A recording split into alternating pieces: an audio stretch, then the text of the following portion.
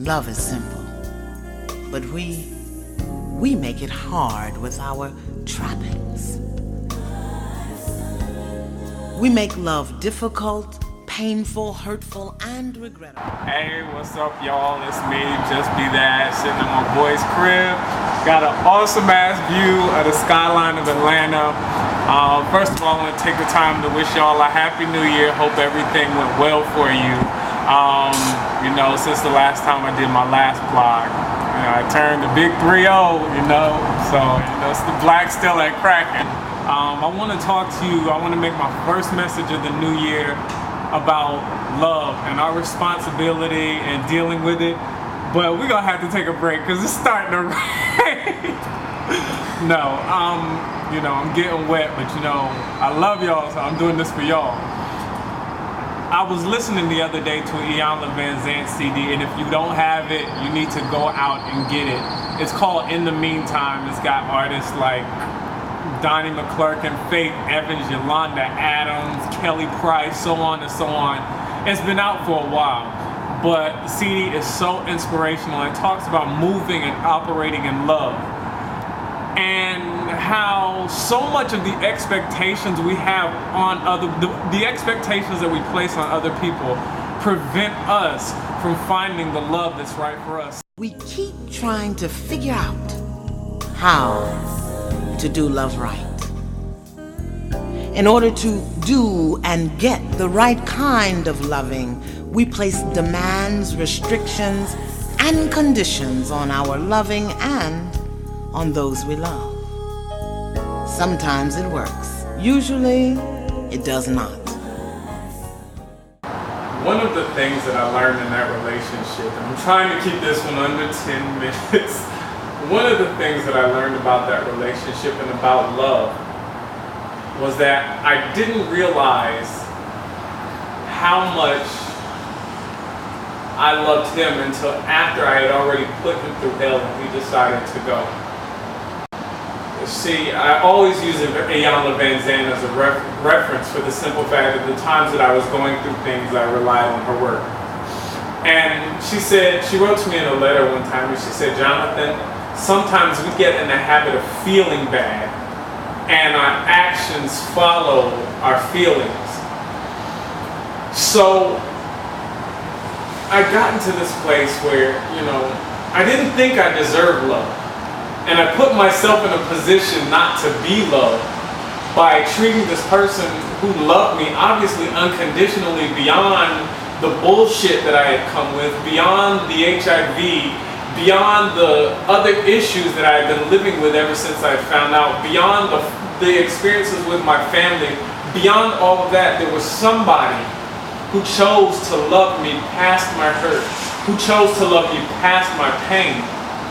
But the fucked up part, excuse my French, was the fact that I wouldn't let him.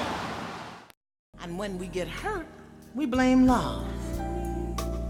Love does not hurt. Falling into the traps that we set for love make us hurt ourselves. Love just is. Love is the experience of joy we have when we have the courage to tell the truth. It is the power we feel when we are willing to be exactly who we are and allow those we love to do the same. I want to share a little story with you about the first time I ever experienced love and the time that I felt I wasn't worthy. It was probably about a year after I'd been diagnosed, and I met this guy on blackplanet.com. And you know, it was supposed to be original. It was just like, you know, he's gonna hook up, do what we do, and you know, call it quits, didn't need to know each other's name. But the moment the guy got to the top of the stairs in my dorm room, it was like something was different. And he stood there for a while and he smiled and he was like, wow, you're beautiful. I'm like, okay, if only you knew, yada yada, so forth and so on. Well, he came in the room, you know, and we did, you know, what two attractive grown-ups do. we had sex, but it wasn't just one time. I guess in the course of about 5 hours, we had sex like 7 times.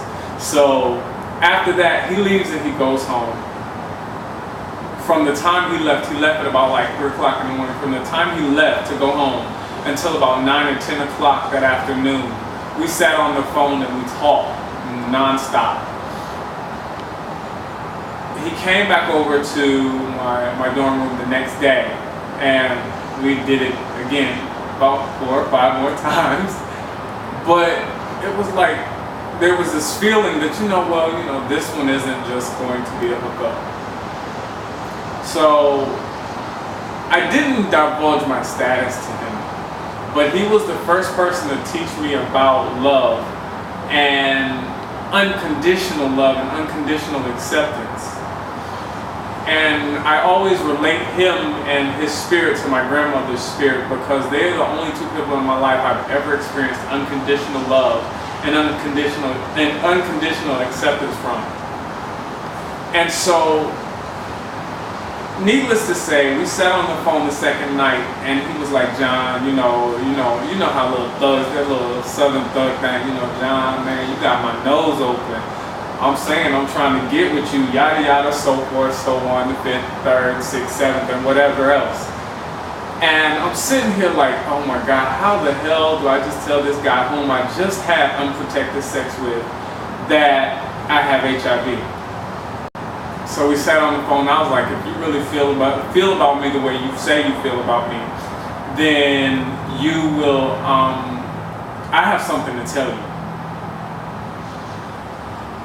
He says, oh my God, what is it? It's like, you got a girlfriend? Nah. You got another boyfriend? Nah. He's like, well, it can't be that bad. He was like, you got some chick pregnant? Nah. You got AIDS? I was like, nah. And he kept going on and on and on. And finally he asked me the second time, he's like, John, do you have AIDS? After he went and asked the other questions, he's like, I don't have AIDS, but I am HIV positive. And we sat on the phone that night and I sat on the phone that night for like 45 minutes. And I listened to him cry, and I listened to him cry. And you've got to keep in mind, at this point, I don't think I'm worthy of love. I don't think I deserve love. I don't think that anything good should be afforded someone in my position. I'm damaged goods. And after he cried for about 45 minutes, he told me, he's like, John, he was like, I just want you to know that if God can forgive you, so can I. And he said, I love you. And that experience allowed me to see how ugly and how mean I had become, how calloused I had become, all because I didn't really think or feel like I was worthy of something that was rightfully mine. I was worthy of something that is so rightfully anyone and everyone who wants it or who seeks it. Is the key that allows you to see more in yourself and about yourself than you would ever dare show to the rest of the world. Love is simple. You simply give love or you don't. You simply know love or you don't. You simply are love, or you continue to fall into the traps that make you hurt yourself because you fail to acknowledge yourself as the love that you are.